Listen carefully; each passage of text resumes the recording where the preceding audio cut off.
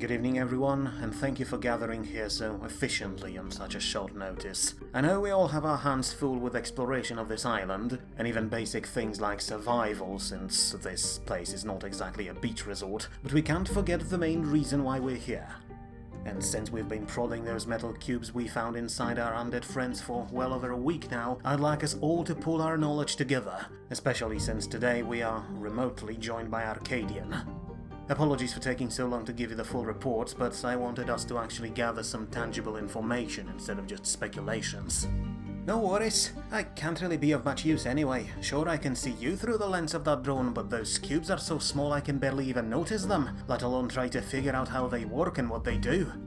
And since the ones you sent back by another drone are not here yet, I can't really do anything, so I'm happy for any update, if only because it takes my mind off all that governmental nonsense you saddled me with. You're lucky Gerstein likes you, cause at this point he's pretty much running Mitzaka again. Fortunately, things are pretty quiet here.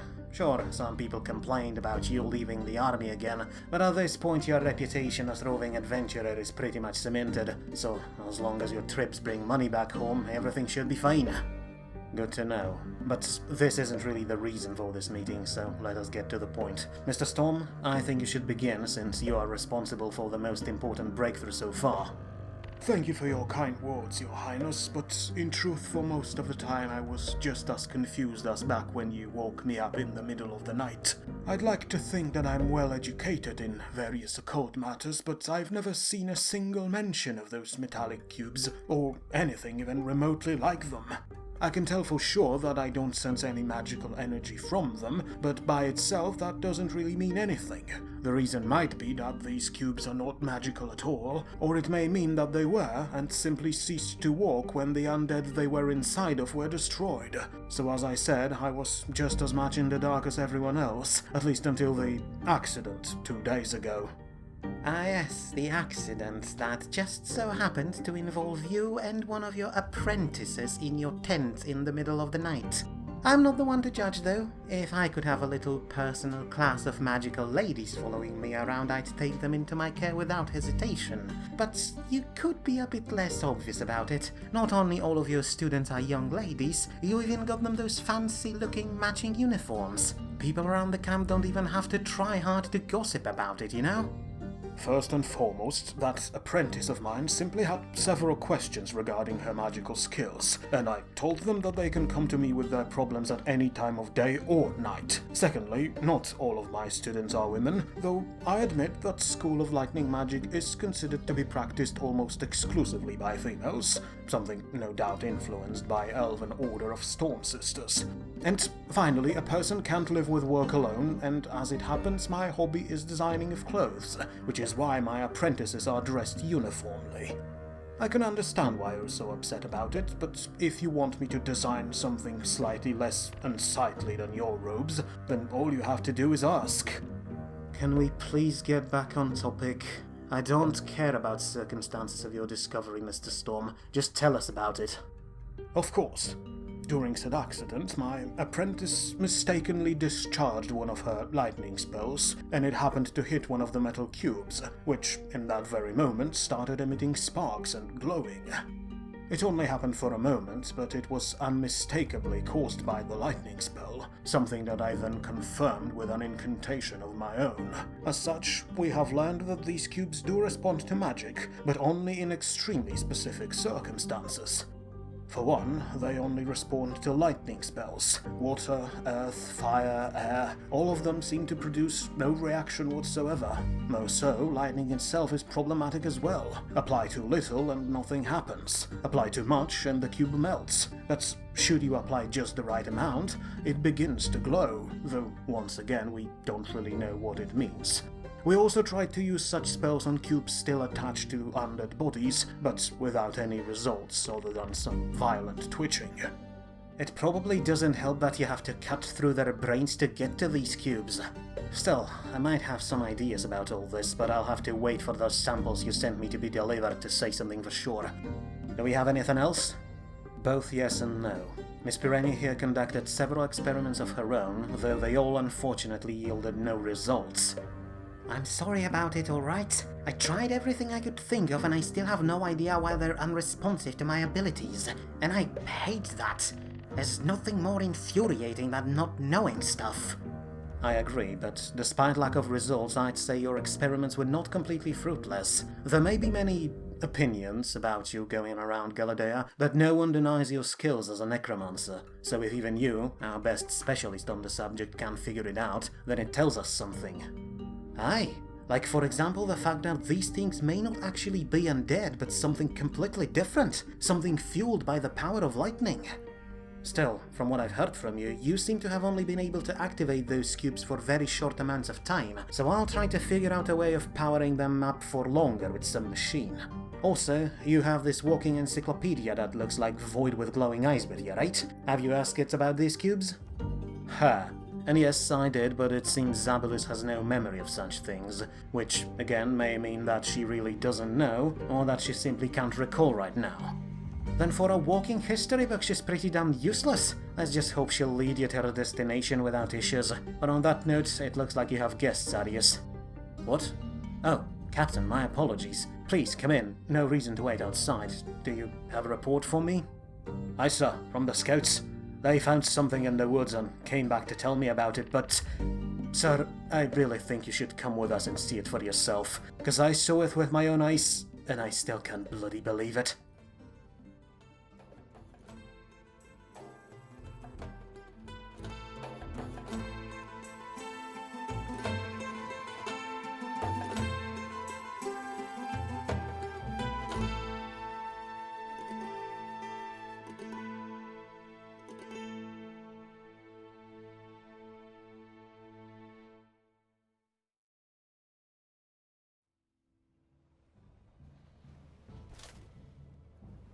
When first rumors of colonial expeditions securing island of Hadok reached Metzaka, they painted the place as an absolute treasure trove of knowledge and wealth. Over the course of few months, Lord Governor Erigen and his men uncovered tremendous amounts of interesting locations within this land, like magical springs, some similar to the ones just north of Metzaka itself, and some completely different from them, spewing forth bizarre formations of floating, magic-infused rocks that look nowhere near as fancy as mana crystals, but nonetheless held magical energy as well. And in this case, they were not only easier to transport and more sturdy, but also easier to hide, as one could place those magical rocks amongst other stones and no one would be able to tell them apart. Overall, the island seemed to be extremely magically active and filled with locations where energy of said springs clearly pushed through the surface and affected local landscape. The most notable find of this first month was a massive crystal tree, almost 100 meters tall and made, seemingly, entirely out of these blue glowing crystals that Metzakan Industries relied upon so much. At first, many believed that the tree was made entirely out of these shiny rocks, but further investigation uncovered that underneath all the glowing blue shell there was an actual colossal tree, far larger than any other in the area. How did it grow to such sizes no one could tell, but everyone assumed that magical power of this land had something to do with it. But it undeniably proved a lot more useful than any other tree could be, for as soon as some colonial explorers chipped off bits of the crystal shell that covered it, said shell immediately started regenerating and was back in place a mere day later, which meant that it could be used as a nearly limitless extraction zone, though unfortunately the place was too far away from Hadok to be safely exploited, not with majority of the island still being untamed. Aside from that, the place boasted an impressive array of plant life, most of which never seen before by any scholar accompanying the expedition, and ruins, both half-sunken ones off the shore and ground ones hidden deep in tangled web of trees and swamps that covered most of the area. And while sunken ruins were quickly secured by the fleet, together with goblin help, ground ones proved to be a lot more interesting and a lot more dangerous. For while most were nothing more but empty, ancient structures claimed by swamps and devoid of any interesting artifacts, one turned out to be a lot more interesting than anyone expected. A tall obelisk in surprisingly good shape stood on a small bit of elevated ground in the swamps, its yellowish color and ornate decorations looking extremely out of place here. but as soon as first Colonial scouts moved closer to inspect it, they suddenly found themselves no longer in a marsh, but in a sprawling, open desert with massive structures and monuments looming in the distance. Confused beyond words, the scouts retreated and relayed their news to the prince, who immediately organized an away team and entered the place himself, with intent of figuring out just what the hell was going on there.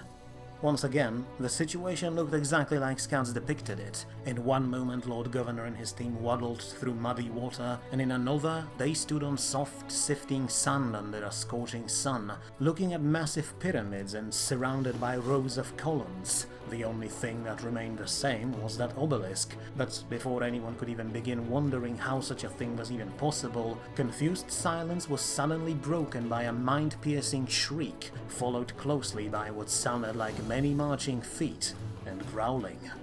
Thanking his intuition for telling him to bring not only scholars but troops as well, Arius immediately ordered everyone to spread out and prepare to receive whatever was coming for them, and Medzakans didn't have to wait long, for mere seconds later, from flickering heat haze, several rows of Tigran soldiers marched out, hidden behind large tower shields and wielding impressive array of polearms. One of the Tigrans who accompanied the prince tried to ride forward to talk to them, but received only growling in response, and as he returned, he relayed news of something even weirder. Another Tigran was riding on a black horse just behind the spearmen, wielding a massive blade seemingly made of fire, very similar to the one Arius himself was wielding. But as surprising as it was to see this catman riding an actual horse instead of an oversized tiger, its presence was quickly overshadowed by what followed it. A massive, fleshy orb floated in the air, making all who had even basic understanding of physics, there were not many of them in the expedition, stare at it in utter disbelief. Several bizarre growths protruded out of this abomination, with a beady blue eye at the end of most of them, all focused fully on the expedition. As it got closer, everyone also noticed a massive maw filled with razor-sharp fangs large enough to bite a man in half, but as if that wasn't enough, as the creature approached, it opened its central eye, much larger than those outlying ones, and as it did so, another shriek pierced the air. Perhaps it recognized Arius as the man in charge of the expedition, or perhaps its attack was random, but as soon as the shriek was heard, some of the soldiers from Lord Governor's retinue fell to the ground, screaming wordlessly in pain, with blood spilling out of their ears. Arius himself reeled back, feeling the worst headache he had in his life, but somehow he and most of his subordinates managed to stay in their saddles and prepared themselves to retaliate. As they did so, however, the Tigrans charged in, growling and hissing in unison like furious feral tigers. Fortunately, the sand slowed them down, which gave most of Colonial line a chance to form up before receiving the charge. But one of the cat people, the one on the horse, rushed on ahead and soon reached its target. The group of frost elementals sent ahead as usual as a distraction and began wailing at them with massive, long swings of its claws and fiery sword. But although this attack was undeniably powerful, the elementals were already under effects of Mr. Storm's protective magic and simply shrugged these attacks off, even as they left massive scorching marks on their cold, stony bodies. And though they were too slow to prevent this first attack, now that Tigran Rider was amongst them, they could retaliate with no issues. Within mere seconds, they surrounded the warrior and began overpowering him with mighty swings of their fists, and though he did a good job of fending off most of their attacks, their very presence soon proved too much, and ice started appearing, gripping the warrior, slowing down his movements until they stopped altogether, as the shivering Tigran fell off his horse covered in ice. The rest of the Tigrans, however, failed to respond to that. If anything, they acted as if they haven't even seen their comrade disappearing beneath numerous elementals, and continued to advance. But before they could reach Colonial lines, Medzakans were ready and responded with everything they had on hand. Bullets, spells, arrows from Zabulus, who, after last rather lackluster performance, received a brand new longbow manufactured in one of Medzakan foundries, sailed through the air and crashed into approaching cat-like warriors, toppling dozens of them and wounding the rest, though it once again seemed that they cared naught for their own comrades and simply kept marching onward, filling places within their spear and shield walls as more and more of them fell to the ground. Their flaming rider, still sworn by elementals, suddenly found himself free as the creatures moved away, but it was a short-lived joy, for mere seconds later it was struck by Mr. Storm's shocking spell that sent it reeling into the sand where it stayed, twitching for the rest of the fight. The elementals then rushed on, intercepting another group of Tigran's soldiers, while Colonial scouts took positions on elevated ground around the obelisk and showered another group with a barrage of pistol fire. But the fight was not over yet. The floating eye creature directed its gaze upon Zabulus, and mere seconds later the outlandish fey creature disappeared in a blazing firestorm. But while an attack like that would have no doubt been deadly to more flesh and blood opponents, Miss Lenore simply shrugged it off. Her robe burned to ash within seconds, true, but underneath that robe was nothing but weird, swirling black mass of something that was clearly not flammable, and so Zabulus continued her attacks without concern, even though all Colonials around her moved away, taken aback by just how bizarre this already weird being was under her robe. Still, the eye creature continued its assault, this time directing its piercing gaze upon the elementals, many of which simply shattered and fell to the ground on the spot, but by then most of its supporting Tigran warriors were already either dead, frozen, or too tangled with other troops to really make use of this opening, giving Colonials another chance to retaliate. Still ablaze, Zabulus got behind the fleshy eye beast, and from within the inferno that consumed it, launched another barrage of arrows, though how her bow remained intact no one could tell. The creature turned around after first one hit its mark, but then more projectiles arrived, each one plunging deep into protruding eyeballs. The beast shrieked, this time not in anger but in fear and pain, and reeled back, but in this moment final arrow arrived and disappeared within its central eye. The creature stayed motionless for a moment, then blinked, and then unceremoniously fell to the ground in a crumpled heap, emitting last faint gurgling sound as its eye bled silvery liquid all over the sand. And that was it. Only a handful of Tigrans were still alive on the field, and were ridden down by Arius's company within seconds, securing a victory for Colonial expedition. Although, once more, their foes fought with such ferocity that there was no one left to question when dust finally settled. But at least the battle was won with only minimal losses, though some of the soldiers who were struck by deadly gaze of the eye creature would remain twitchy and nervous for decades to come, and now Lord Governor's expedition could delve deeper into this outlandish ruin, and what they found was certainly not what they expected.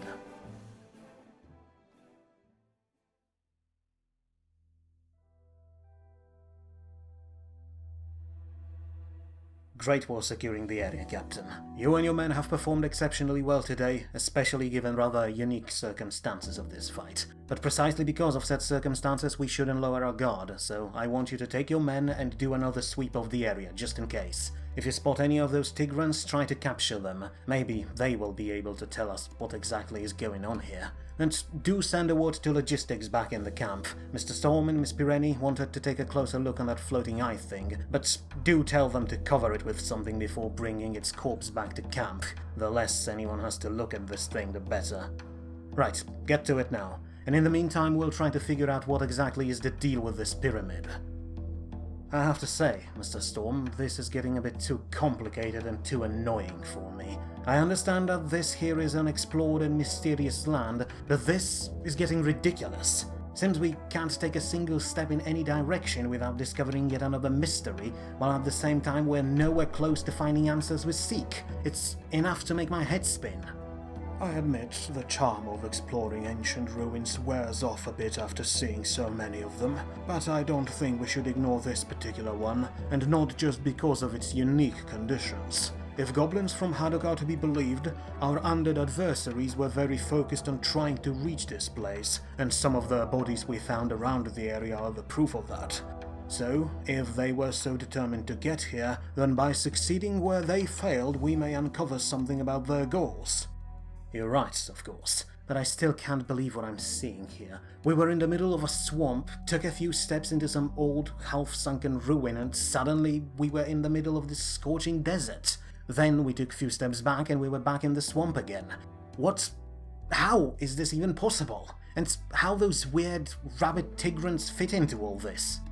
I'm afraid I have no clue about them, but I may have some theory about this seeming displacement, though I don't really want to speculate until we explore whatever is behind these metal doors. Although, judging by the sound they make, it seems that there's a larger chamber right on the other side, which by itself is odd. Look at the size of this pyramid. It would be most reasonable for it to have some corridor leading to rooms deeper inside, but instead it seems we have something directly on the other side of that wall, which makes no sense from architectural standpoint. But we should see soon enough. I have to say I'm getting quite good at dealing with those ancient security measures. Ah, there we go. The doors are open. Nothing a bit of well-applied magic can solve. Well done. Let's take a look inside then. Keep your weapons ready though, we can't be sure if this place isn't crawling with... what the hell? It's empty, or almost empty, other for that one pillar, and there is no corridor leading deeper into the building. This makes no sense whatsoever. Well, we do have this pillar, and it's glowing a bit, so that's at least somewhat interesting, isn't it? And wait, look there. It seems to have something placed inside of it. Indeed, it appears it's one of those magically infused crystals placed into some kind of metal harness and placed into the pillar itself. But what is the point of it? I know this thing. I have something like that back in my tent, don't you remember? We found one or two stones just like this in other ruins. It's not really useful for anything other than zapping mosquitoes that fly too close to it. Yes, but the one you have is barely even sparking, while this one is glowing so much I can barely look at it. And it can't just be something mundane. I doubt creators of this place would build this entire chamber just to hide a fly trap. We should take it out and see what happens. Your Highness, wait! You can't just randomly grab magical artifacts without knowing what they... And there we go. Oh, pardon me, Mr. Storm, I suppose it was not a very smart thing of me to do. But it looks like everything is alright, so... wait a moment. Is it just me, or is the light coming from outside different than a moment before? It is. Let me take a look outside. Oh, so it seems I was right. We're back in the swamp in the same ruins we've entered earlier, and now that I look at them, it seems they're laid out exactly the same, which must mean that we never were in any desert in the first place. This area, except for its defenders who were decidedly real, was nothing but an illusion. Then no wonder there's no way deeper into the pyramid, because there is no pyramid. But why? Why would anyone just randomly create such an elaborate projection in this place? And how is such a thing even possible? Can't say a thing about reasoning behind it, but it sounds most reasonable that this mirage was some kind of long-time spell, kept operational by an immense source of energy, which is to say, Your Highness, that thing you're now holding in your hands so haphazardly. It's fine, I hope. But in that case, do you think this weird gemstone is the reason why our undead friends wanted to explore this place? I would think so. There doesn't seem to be anything of value here besides it, and considering that we found an object just like that before, I think we can safely assume that it is our enemy's objective. And those who left the area probably already found them. We should finish our sweep of this island as quickly as possible and move on, because it seems that our foes are gathering immense amounts of magical energy, and I dread to think what they may want to do with it.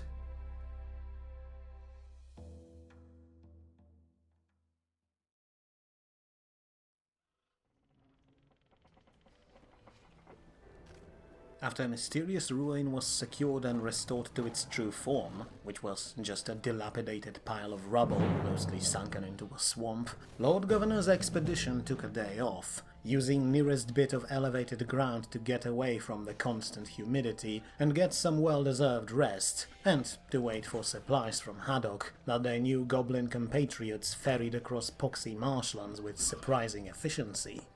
But in truth, that break was not just for everyone to finally dry up, but also for leaders of the expedition to examine their findings. The magical crystal extracted from the ruin was poked and prodded in myriad of ways, and while its nature wasn't too difficult to figure out, it was similar to mana power cells used by Colonials in factories, only more advanced, its larger purpose continued to elude everyone. How was such an advanced source of energy made? Who made it? Why was it placed in the ruin to project this weird and seemingly pointless illusion? What the Tigrans and this bizarre floating eye creature had to do with it? All these questions remained unanswered, and, as Arius and his retainers began to realize, it seemed to be the main issue with their expedition. Yes, it was undeniable that Colonials found many interesting and valuable things ever since they landed on Hadok. Yes, they uncovered some bits of information about undead legions, but at the same time, every step they took brought with it more and more questions, while providing only a scant handful of answers. And at this point, Lord Governor realized that if he wanted to focus on trying to understand everything, he could spend decades exploring these islands without advancing his actual investigation by even a single step. As such, together with his most trusted advisors, he decided on a new approach. From now on, unless something extremely important happened on the sidelines, the expedition would focus its efforts solely on finding the Pillared City. All other issues could wait until that particular lead was exhausted, though no one really expected that following it would be either quick or easy. And, of course, while Arius certainly wanted to keep going and leave Hadok behind, he also promised its mayor, one Miss Sagrat from the Republics, that he will help get the island in order, and backing out of such deal would probably not be a good for Lord Governor's already rather mixed reputation. And so, even though everyone had more than enough of this polluted, blighted island that made compost heaps outside of Medzakan walls seem like a pleasant holiday destination, the expedition continued south into mercifully elevated and less swampy areas, where about a dozen of Luddite tribes lived in constant chaos, adding even more filth and decay to this already unbearably organic island. It was, for all intents and purposes, not a pleasant journey. Lord Governor's men might have left marshes behind, but the terrain was still not pleasant to march through, and the goblins themselves, while not really a military threat, proved to be more ferocious and numerous than anyone anticipated.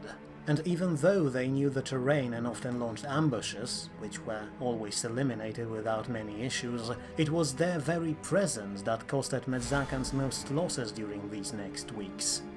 Against normal foes, Colonial armor was usually enough to deflect most blows, and if they somehow got through, then they usually were enough to kill whoever was wearing said armor, so all issues ended there. But Goblin Luddites fought in a different way. They simply threw themselves at anyone in sight, hoping to cause even a slightest wound, for they knew that in such an awful climate, said wounds, especially when inflicted with rusty weapons, were bound to rot and fester and kill enemies with near guaranteed chance of success. Eventually. What these goblins did not expect, however, was that the very thing they fled here from, industrialization, would offer an excellent way of countering their main tactics. Yes, by the end of next month over 100 members of the expeditions were sick, including Arius himself, who stupidly cut his hand open on some thorny plant and then got bitten by a bunch of insects launched by goblin swarm darters, but the formation kept moving forward, as every ambush was swiftly dispatched by tanks and automatons, who cared little for diseases carried by small greenskins. Still, as trident banners moved south and then west, people marching under them realized that, while many bad things could be said about Goblin Luddites, they also had many positives going for them, like their resilience and sheer, near single-minded determination of entire tribes to turn this inhospitable land into a home. As the expedition moved on, it encountered dozens of well-established farms that made most use of limited patches of arable land, as well as significant amount of small but self-sufficient settlements and even quarries that provided materials for more advanced projects, and one could only wonder how much these tribes could accomplish if they were not constantly locked in a bitter rivalry over limited resources against each other. And yet, as these tribal goblins all agreed on, it was still better than staying home, where galloping industrialization ground everyone and everything to dust. By now, major cities of the republics were covered in smoke and dust from factories almost permanently, and turned into bloated, overpopulated hives dedicated to constant production, while outside of them, entire tribes toiled in the fields day and night to provide food for increasingly growing workforce of craftsmen. And while upper echelons of Republican society lived like kings because of all the profits they made, the lower classes, which numbered well over 100 million by now, fared far worse with every passing day. As such, many of said lowest goblins decided to abandon civilization altogether and flee to the hills, or, in more severe circumstances, to the archipelago. And while they certainly were more than determined to defend their way of life, they also realized when odds were stacked against them, and after a colonial expedition took down several attacks, other tribes reluctantly agreed to lay down their arms and accept Hadok's sovereignty, which, for now at least, meant pretty much nothing, as the city was still in the process of being reorganized into one governed in a more modern and efficient way. But alas, it was not yet the end for Medzakan adventure on this island, for as they negotiated their final treaty, they received more news from Mayor Sagrat, and these ones were certainly a lot more concerning than a bunch of squabbling goblins. For Medzakan citizens back home, however, matters of Hadok were not really very important, at least not for now, as the colony focused on affairs a bit closer to home, like complete annexation of Laog Fen. The forest dwellers were, as expected, not exactly happy by having Medzakans impose their will over them, but after seeing the garrison that was left to keep them in line, and after the long conflict against the undead, they simply had no will to fight left in them, and begrudgingly accepted their new role as citizens of the colony, with all its benefits and all its responsibilities. Benefits, of course, included modernizing their settlement, as, up until now, the Fae lived in the trees like savages, without even such basic infrastructure like roads, sewers, or hospitals. They would also receive a fully fledged port, which would open their settlement to the world and end their pointless isolationism. As for the responsibilities, the obvious ones were of course taxes, though it took a while to actually introduce Fae to concept of money, as until now they only relied on exchange of goods or services to get what they needed. More than that, people of Laog Fen were now expected to contribute their knowledge to colonial scholars, something that was easier said than done, and their people for colonial armies where, needless to say, their special talents would be more than welcome. Several months after Lord Governor marched into this forest enclave, one could see Dryad and Nymph guards marching up and down on their weaving walkways dressed in colonial uniforms and wielding new model firearms, which, as was easy to notice, they held away from themselves with significant distrust. Roughly at the same time, first permanent colonial businesses opened in the settlement, and very soon taverns and entertainment districts of Laog Fen were bound to become extremely popular tourist destinations, where colonial citizens could rest from constant noise of their cities, even though they would, on occasion, be reminded that this place was not completely theirs by presence of the garrison and its ominous tanks, which reminded the Fae at all times that while Medzaka was more than willing to invest in their town, it was also willing to turn it to ash at the very first sign of disobedience. But, as was said, the Fae were already broken, or at least they appeared to be, and so after a few months the garrison was reduced a bit as Commander Vestrand, now officially promoted to First Colonial General, bored of sitting around, took his forces west to another island in order to explore it, and, hopefully, earn some money in the process. And although that particular island wasn't exactly all that interesting, with only a handful of small permanent settlements, most of which were overrun by monsters at this point, it was still a decent place to do some exploration and training, something that Brimir's cavalry division certainly needed, especially its newest additions in form of Tigran chariots from Sidiu. And it has to be said here, their arrival certainly made an impact, although not necessarily one Tigrans were expecting. To put it bluntly, chariots were considered to be outdated even before the Great Awakening, so over a millennium ago, and so they immediately found themselves as targets of ridicule from the rest of the army and all civilians who knew about them. General Vestrand, however, was more than eager to give them a chance for, as he argued, old earthen chariots were pulled by plain old boring horses. Tigran chariots were pulled by oversized, bloodthirsty tigers who were a weapon in themselves, and when he put it like this, they certainly seemed a lot more impressive, especially when paired with their wild, ferocious riders and their disturbingly accurate spear-throwing arms. But despite that, it still made Vestrand's cavalry look like a traveling circus. At one end of the line stood chariots and tiger riders, while on the other stood cavalrymen from Mzak itself, clad in finest steel and wielding mass-produced lances and pistols. And in the middle of that was Brimir himself, together with his squadron of flyers, supported on the ground by a company of dwarven bear riders. It was, without a doubt, a comical sight, or at least it was until you noticed all of this menagerie charging towards you, screaming, screeching and growling its anger away. Add to that some cannons, tanks and automatons, and suddenly General Vestrand commanded an army that no one in their right mind would ever want to face.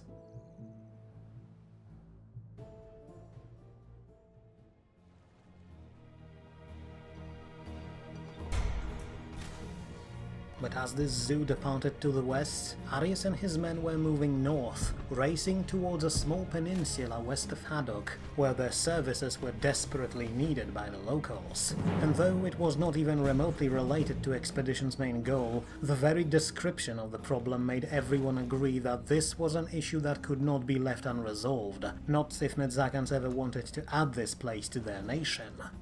A handful of goblin scouts were sent to that peninsula by Mayor Sagrat in hopes of finding out whether or not the ruined pyramid place there held something valuable or interesting for Lord Governor, but that first group of scouts vanished, and so did second one, which prompted Goblin Mayor to ask for help from Colonial Light Fleet, who provided her with some drones that could be used to scout from the air and, hopefully, save distance.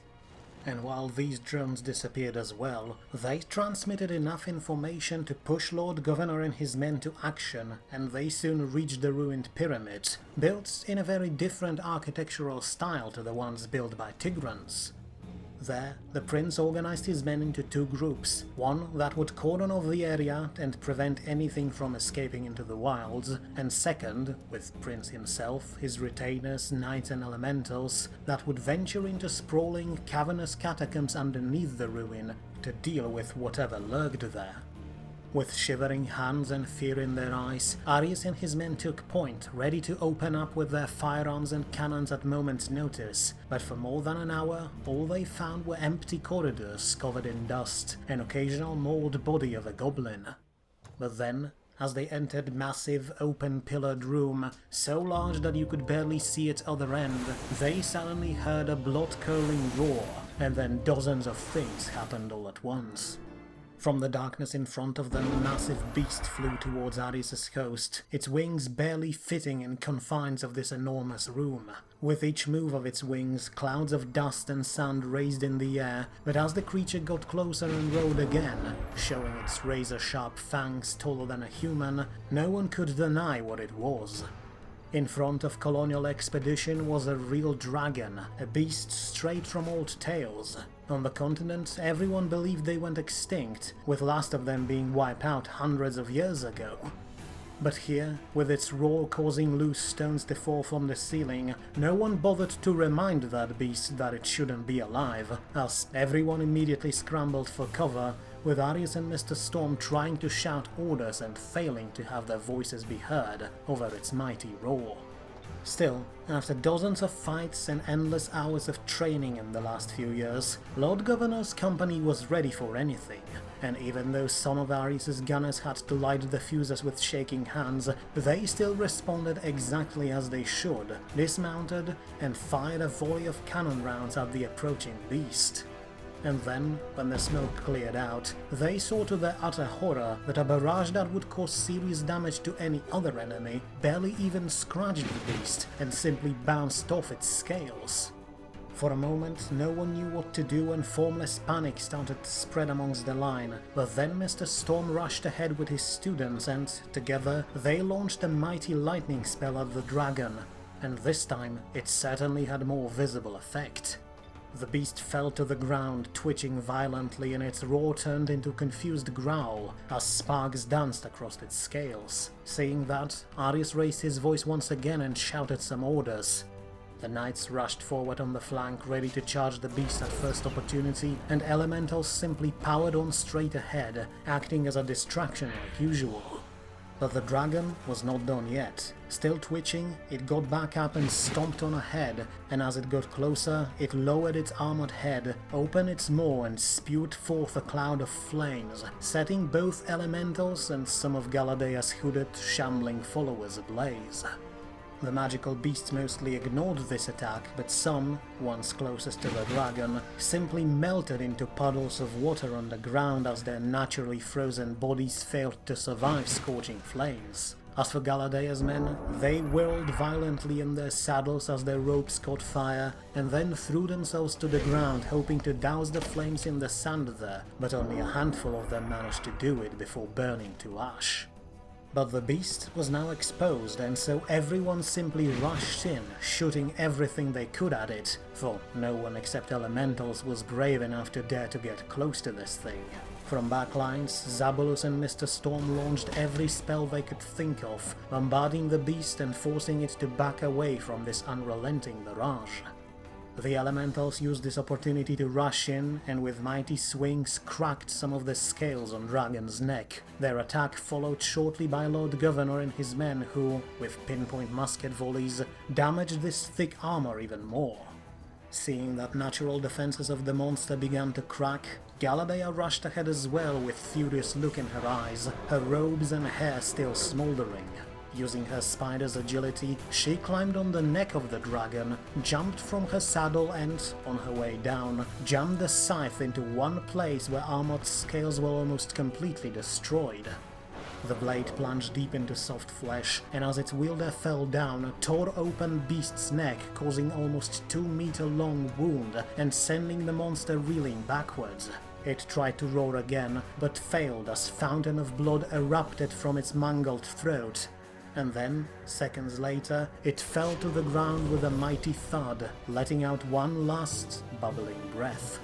For several seconds everyone was quiet, but then, when it was clear that the beast would not be getting back up again, everyone rushed in to help Galadea, whose leg was trapped under the dragon as it fell to the ground. With the help of elementals, Arius managed to pull her out, but even though she was covered from head to toe in dark crimson blood, and even though a bone was sticking out of her leg, she was smiling as brightly as a little girl who just got a puppy for birthday. "Dibs on its hoard," she said, grinning through the pain, and medics rushed in to set her leg in order, and then passed out as one of army doctors snapped her bone back in place. Unfortunately for Miss Pireni, though, the dragon was not really hoarding anything specific, and in fact the very idea of them collecting treasures was nothing but a legend. But as she came to, Galadea learned that there was one thing, aside from various trinkets and artifacts found within the ruins themselves, that the beast actually was protecting. And when she learned what it was, it made this whole endeavor more than worth the effort.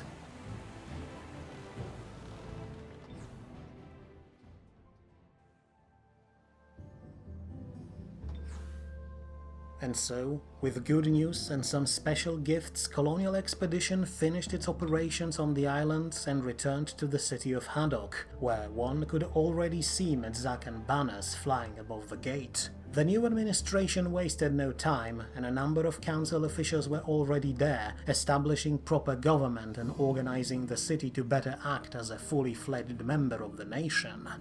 In fact, they were doing such a good job that after a day or two Arius started to feel useless and out of place, and so decided to leave matters of governance to professionals, many of which were commoners elevated thanks to his reforms, and continue with his expedition.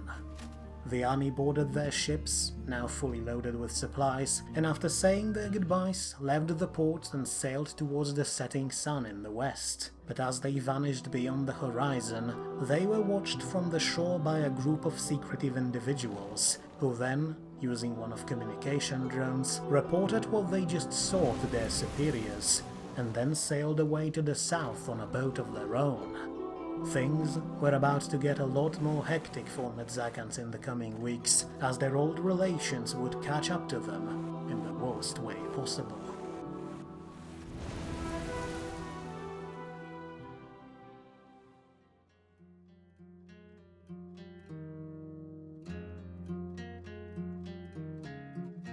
Alright, Rayleigh, deep breaths. We're just going to ask a few questions and clear up the situation before doing anything dumb. Now then, Chieftain, I know you have some questions yourself, but I stand by my decision to keep you away from this conversation. You can listen, of course, but do not appear on the screen, as that will only make things a lot more problematic, and my friend is known to be a bit hot-headed in matters of your people. So just wait to the side and be patient. Ah, there's Chamberlain. Please, place the banner of Cervinhart family right there, so that it's visible behind me at all times. That should be a clear indication that this is official business. Now then, everything is set up, let us begin the connection. I see. So if we could translate some of those runes, then we should be able to... Oh, apologies, Mayor Sagrat. It seems we have an unexpected long-distance guest. It's good to see you, Rayleigh. I'll be with you in just a second. Take your time, Mr. Erigen. If I called at a bad time, then simply say so, and I will try again later. No need for that. I was just discussing some linguistics with former mayor of Hadok, so it can wait. Pardon me for a moment, Miss Sagrat. We will resume our inquiry into dead languages of this archipelago in a while. Thank you. Now then, Rayleigh, to what do I owe the pleasure? As I said, I wanted to ask you a few questions, both official and unofficial ones. Simply put, certain events transpired over the past year or so that made me unsure of certain things, so I wish to clear them up before making any rash decision. But, pardon me for being sidetracked, but are you on a boat right now? Ah, yes, I am. After dealing with that undead menace near Laokfen, I decided to take some of my best specialists on a bit of an exploratory expedition deeper into the archipelago. We want to map out some of the mostly unexplored center and hopefully plan some naval routes that would not force measured ships to go around the place, but rather through it. We're also exploring ruins along the way to get a better understanding of the history of this area, and Maya Sagrat, well, Professor Sagrat now, decided to tag along to lend us her linguistic expertise. We made quite a decent progress already. That is good to hear, and perhaps it is for the best. But never mind my mumbling. As I said, I have some questions, so let's get to them. First and foremost, I already congratulated you on being re-elected as Lord Governor of Medzaka and on reforming the government, but I have to ask, how long have you been planning this move?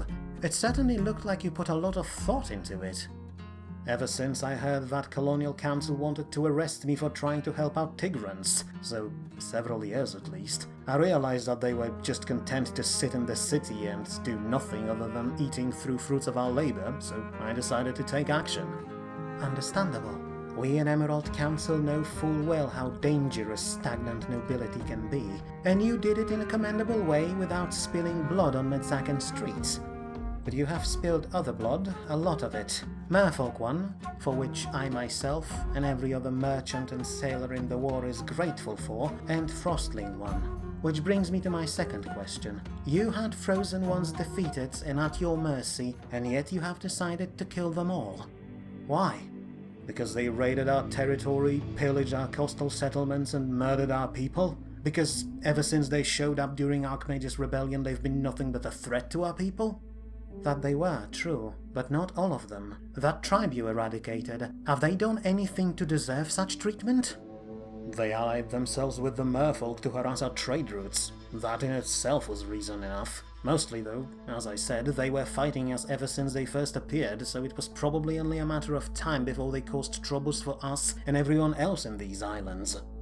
And you know this for a fact? Or were you so blinded by your desire to score a victory against them that you decided to murder them all first and ask questions never? I I admit that there are many questions that we could have asked them, but not after a battle where they killed half of our army. Besides, this is all just speculation. They were never anything but hostile towards us, so what reason I had to think that this time would be different? Because these ones were different.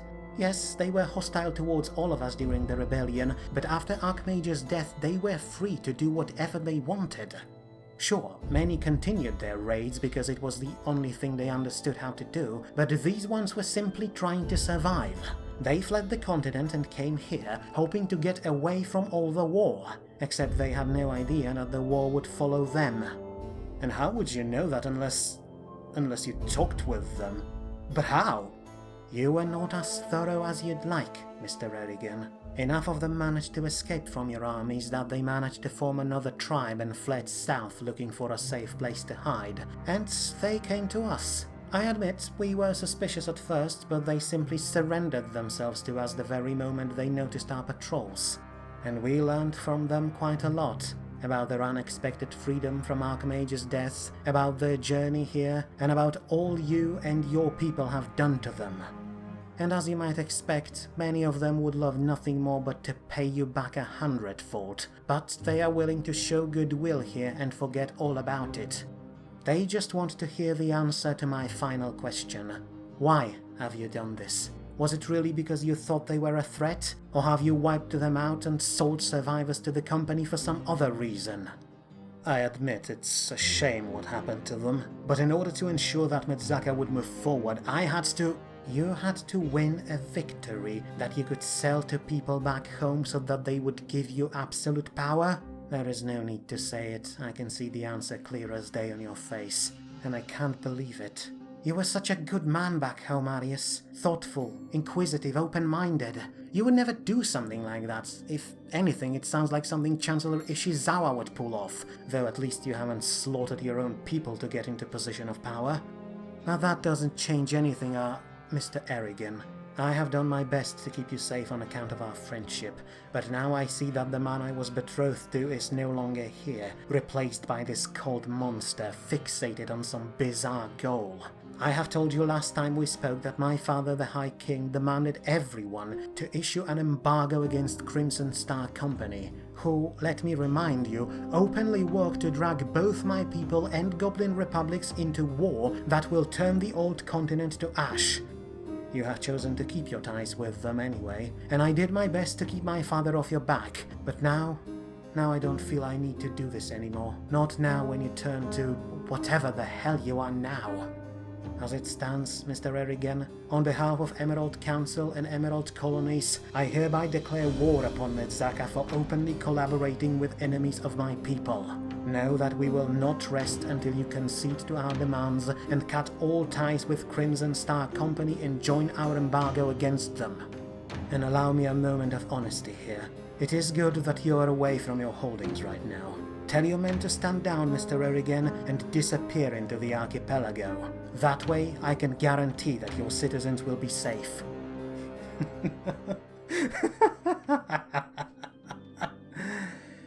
I see. I suppose I should be used to being betrayed after so many people stabbed me in the back in past decade. But I thank you for your honesty, Lady Marshal, and allow me to respond with a statement of my own. I may not be in Medzaka right now, but our people worked too hard to secure their independence and their prosperity to just hand it over to you now, no matter how many troops from the continent you will bring. If you wish to enforce will of your father on us, then you should better be prepared for a total war. And if you win, then by all means turn us into yet another colony. But know that if you will set foot in our territory with hostile intent, then I will not rest until I take your head from your shoulders and hang it from the gates of your capital, you treacherous bear! Thank you for cutting the connection, Chamberlain. And Chieftain, I really hoped that your report would be wrong, but after seeing this, well, what's done is done. We should all prepare now, especially you, Chieftain. You should send word to your tribe to prepare for the worst.